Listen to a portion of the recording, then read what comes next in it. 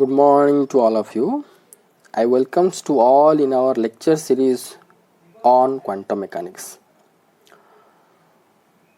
So today we are going to discuss about our operators in quantum mechanics. Operators in quantum mechanics. So this chapter will be useful for the short questions will be asked in your university exam and other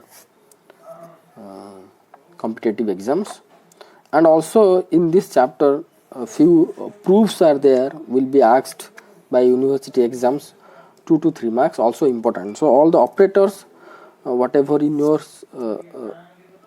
syllabus that I'm going to be discuss. So let's start.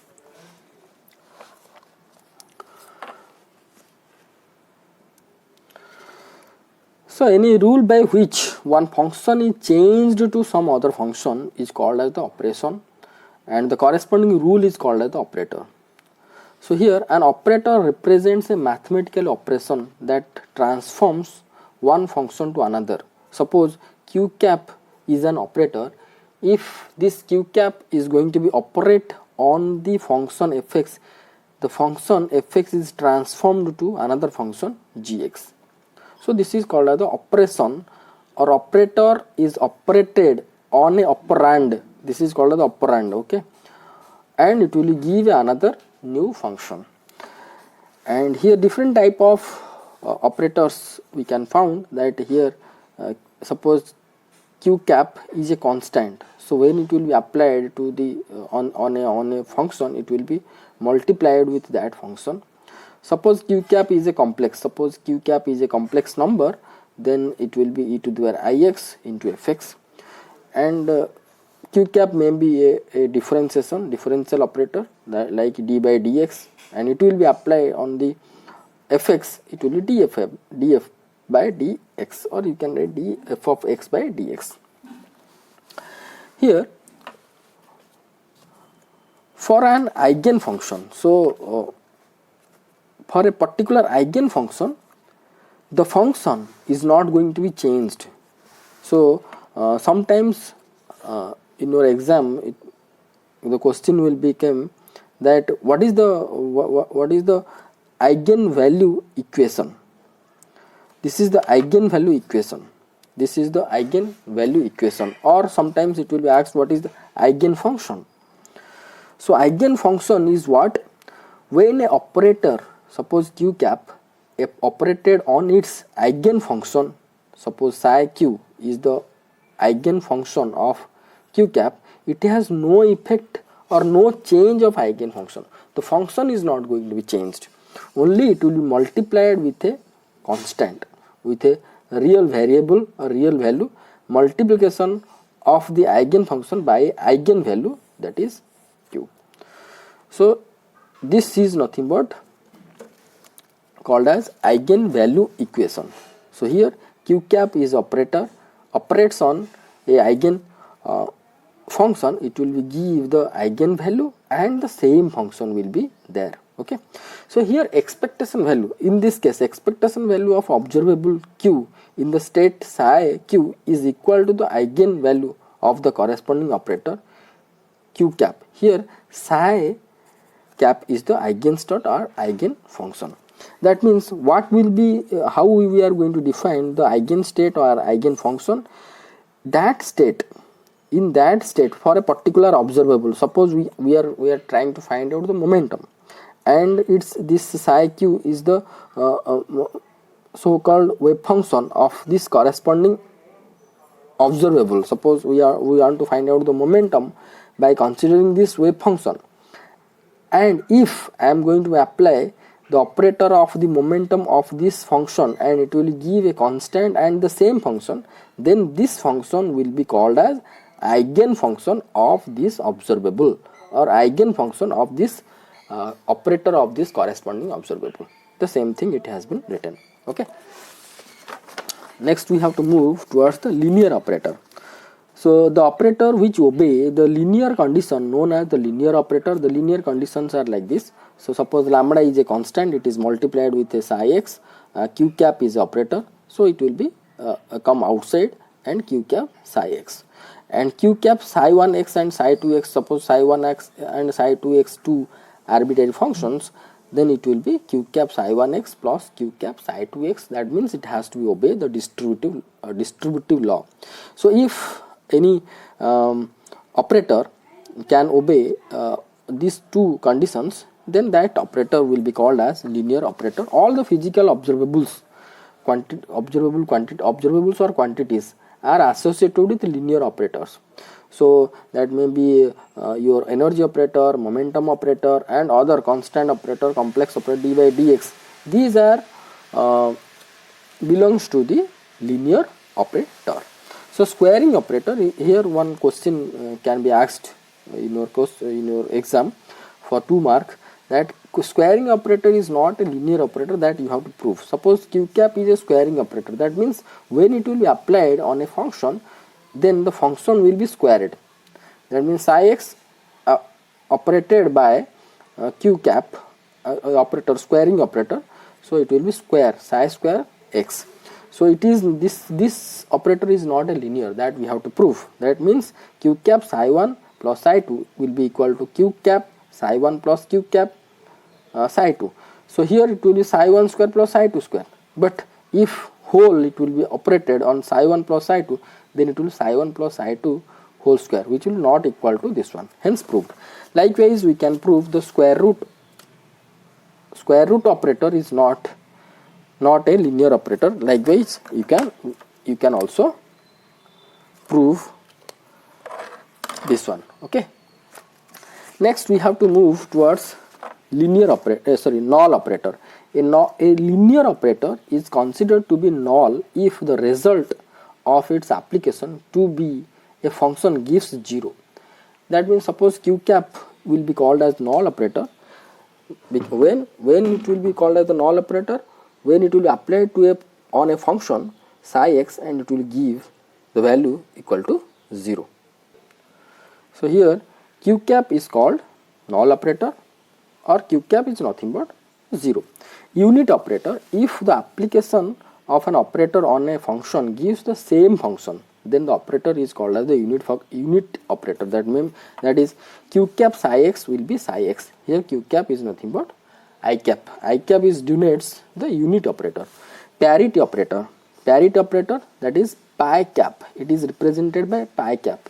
The parity operator, pi cap, is the operator when it operates on a function, it will change the sign of the space variable.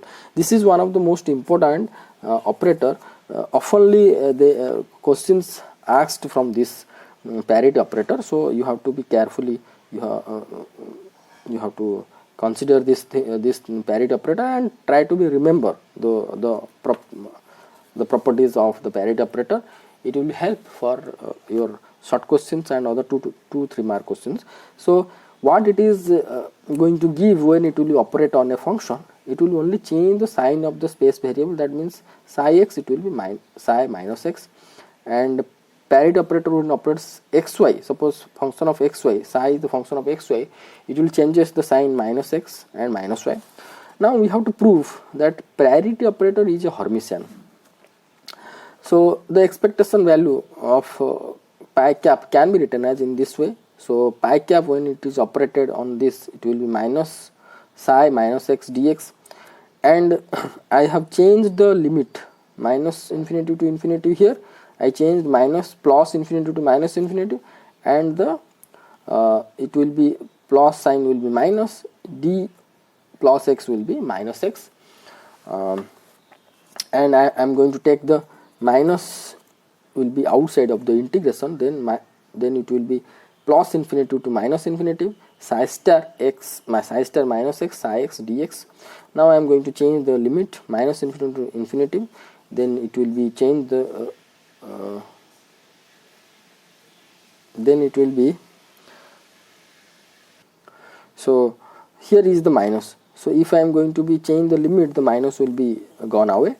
Means if I will be it will be minus, if minus infinity to plus infinity, then minus will be minus minus, it will be plus, that means I am changing the limit once again. So it will be minus of minus, it will be plus. Now minus pi to pi, minus infinity to infinity pi, this psi star minus x can be written as pi star psi star x, because here if I am going to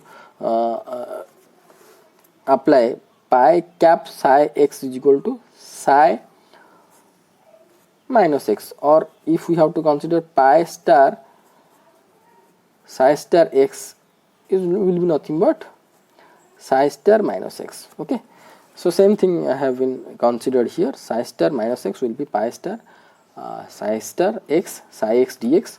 So it can be written as in this format, pi psi x star psi x is equal to 0.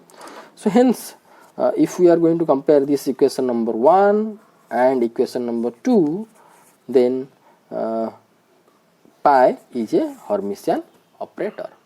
So you can write one line by comparing 1 and 2 equation, hence pi cap parity operator is a Hermitian operator. Now prove that parity operator is a linear operator. It is easy. See, pi cap psi, we know that pi cap psi x is psi minus x. It will change the space only whenever the pi will be operated. It will change the space variable, that will be minus x. So now pi cap lambda psi x, here lambda is a constant, then it will be lambda into psi minus x. It is obey the condition, first condition. So second condition is that pi cap psi 1x plus psi 2x will be equal to pi cap psi 1x plus pi cap psi 2x will be equal to pi 1, that is minus x, psi 2 minus x. So here if I am going to apply overall function psi 1 and psi 2, then it will be also, it will change only the space function, space variable here it is x, here it is x. So this will be psi 1 minus x plus psi 2 minus x.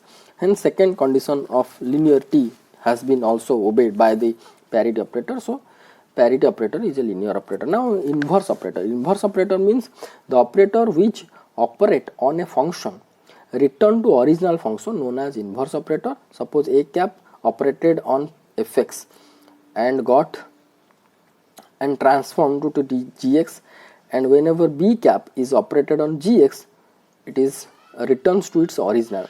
That implies b cap is nothing but a inverse. Okay, so b cap operator is nothing but a inverse.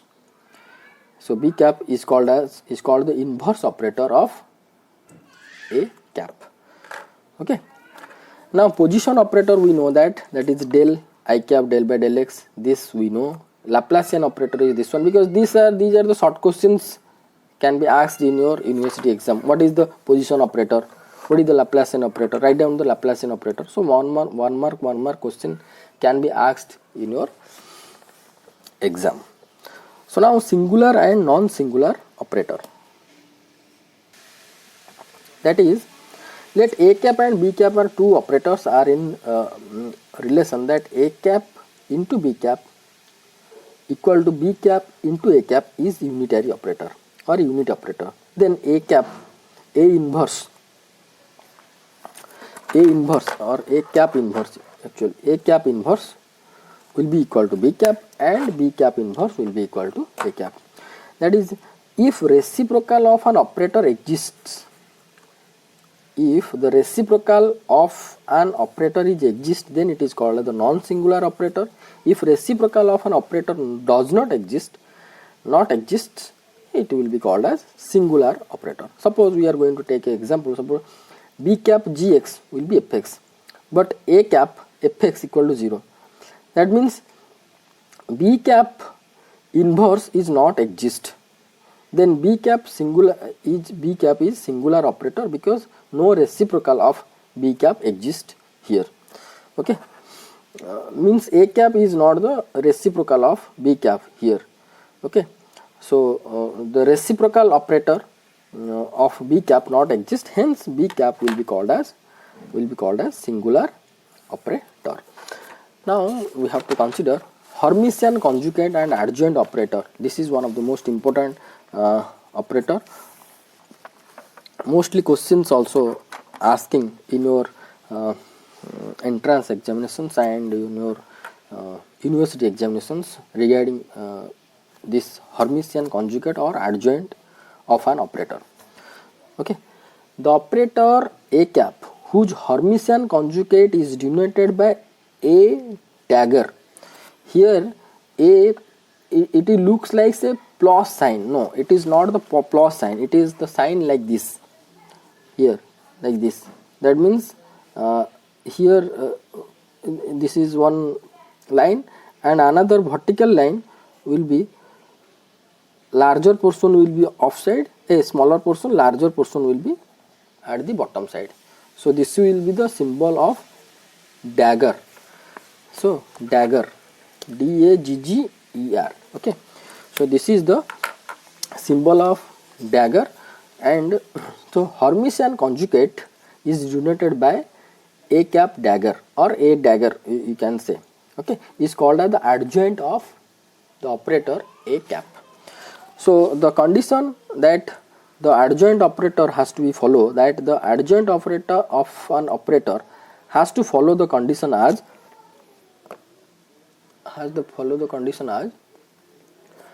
suppose psi 2 star A cap dagger, psi 1 star, psi 1 star, it is not the psi 1 star, only psi 1. Okay, psi 1 dx will be equal to A1 psi 2 star psi 1 dx. Let this is equation number 1. Okay, so this condition should have to be satisfied by the operator or adjoint operator, adjoint of an operator. Okay, the adjoint of, suppose A dagger is the adjoint of this operator, then this condition has to be followed. This condition seems to looks like a Hermitian operator, right? Okay, next to be discussed, then you can confirm. Here psi 1 and psi 2 are two squareable integral functions, arbitrary two square integrable functions. But we know that if A cap is Hermitian, then psi 2 star A cap psi 1 dx will be equal to A cap psi 2 star psi 1 dx. Okay, this will be this one, A cap psi 2 over star psi 1 dx. So comparing this, the equation number 1 and 2, now you can compare the equation number 1 and 2, you can found that A cap dagger is nothing but A cap. Okay, so here A cap dagger, if we are going to consider, we are going to the same value at the right hand side of the equation number 1 and the right hand side of the equation number 2 also the same. So hence A cap dagger will be equal to A cap if A cap is Hermitian. So hence what we have been concluded from this discussion, that it means that A cap is Hermitian if it is self adjoint. Okay, or we can say all the Hermitian operators are self adjoint, are self adjoint. Okay, hence operators which represents measurable physical quantities are must be self adjoint. That means we previously know that all the physical measurable quantities and corresponding operators like energy, momentum, kinetic energy, these are the measurable physical quantities, and these quantities corresponding the measurable quantities operators are the Hermitian. So hence operators which represent measurable physical quantities are must to be self adjoint, because they are the Hermitian operators, hence they are self adjoint. So now properties of self adjoint operators, these are simple things. See, but these properties will be asked by 2 to 3 marks in your exams. So if lambda is a complex number, then lambda A cap dagger will be lambda star or lambda complex conjugate A dagger, that we have to be proof. We know that psi 2 star q cap is any operator and its dagger psi 1 dx can be written as in this form, that is q cap psi 2 star psi 1 dx. So here psi 1 and psi 2 two arbitrary functions. So here that implies q instead of q cap dagger I have been written that that is instead of q cap we are going to take lambda a cap. Okay, so psi 2 star lambda a cap dagger psi 1 dx is equal to lambda a cap psi 2 star psi 1 dx, because the condition of the adjoint operator should have to follow this one. So this will be the lambda and complex conjugate will be come out, and a cap psi 2 star psi 1 dx. So this will be also this, because this lambda star I have been taken outside. So this can be written as lambda star psi 2 star, this a cap, if I am going to take this side it will be a dagger psi 1 dx, or we can write psi 2 star lambda a1 whole dagger psi 1 dx will be equal to how much we got, psi 2 star lambda star a dagger psi 1 dx. So hence lambda a1 whole dagger will be equal to lambda star or complex conjugate of lambda a dagger, proved. Now we have to consider another properties in this, by this proof, that the adjoint of an operator is the operator itself. That means this is a cap is operator and its dagger to dagger, a dagger to dagger itself the operator, that we have to prove. So we know that psi 2 star, suppose q cap is a arbitrary any operator, q cap daggers psi 1 dx will be equal to this one. This is the condition of the adjoint operator. Consider q cap by a cap dagger, so it will be psi 2 star a cap dagger to dagger psi 1 dx. It will be what will be by following the condition, that will a cap dagger psi 2 star will into psi 1 dx.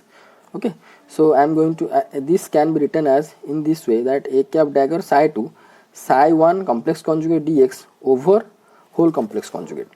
So it can be written as psi 1 star a cap dagger psi 2 dx whole complex conjugate will be equal to integration over psi a1. This is a cap dagger is there. So if we are going to apply the condition of the adjoint operator, this will be come over here, that will be a cap psi 1 star psi 2 dx whole complex conjugate. Then it can be written as a cap psi 1 psi 2 star dx. Okay, so now comparing this now, so this from this we found this one. Okay, so that implies psi 2 star a dagger to dagger, dagger over dagger psi 1 dx will be equal to psi 2 star a cap psi 1 dx. Okay, because this one, this is nothing but this. Okay, as a cap is Hermitian, and we know that and it can be written as it is simple, it is written. Okay, though I have to take psi 2 star, I have to take at the initial, then it will a cap psi 1 x. So left hand side is this one, right hand side is this one. So hence a dagger to dagger will equal to a cap. That is proved. So adjoint of an operator is operator itself, that we have been proved. Another one, this is interesting, that is adjoint of operator of two operators, adjoint of the product of two operators B and C is equal to the product of their adjoints taken in the reverse order. That means B cap C cap whole dagger will be equal to C cap dagger into D cap dagger. Now from the beginning we can write this one, that psi 2 star B cap C cap dagger psi 1 dx will be equal to B cap C cap psi 2 star psi 1 dx. This is the condition of the adjoint operator. Here psi 1 and psi 2 any two arbitrary functions. So here you can see that B cap is at the left side of this term, so it can be moved to the outside of the bracket. It will be B cap dagger. So C cap psi 2 star, if it will move outside, then it will be B cap dagger psi 1 dx. Okay, then C cap psi 2 star, if it will move outside, then it will be psi 2 star into C cap dagger B cap dagger psi 1 dx. Okay, so that implies left hand side is this one, right hand side will be this one. So hence B cap C cap product of two operators dagger, the dagger of product of two operators, that is B cap into C cap whole dagger, will be equal to C cap dagger into B cap dagger. This is pronounced by dagger, D-A-G-G-E-R, D-A, not T, dagger. Okay, so C cap dagger into B cap dagger proved. This result can help us, this result can help to find of product of any number of operators, that is suppose B cap C cap D cap whole dagger will be D cap dagger C cap dagger B cap dagger. That means whole dagger will be product of reverse way. Okay, so these are the important operators that we have been discussed today. So in our next class we are going to discuss algebra of linear operators. Write the note, you can pause the video and you can write the note. So thank you very much for watching this video. Thank you.